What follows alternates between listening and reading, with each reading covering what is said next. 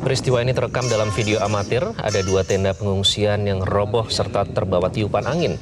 Tim relawan BPBD berusaha menyelamatkan barang bantuan berupa kasur, matras, dan selimut. Kencangnya angin membuat para petugas masuk ke dalam tenda dan menahan tiang besi tenda agar tidak terbawa angin. Jelajahi cara baru mendapatkan informasi. Download Metro TV Extend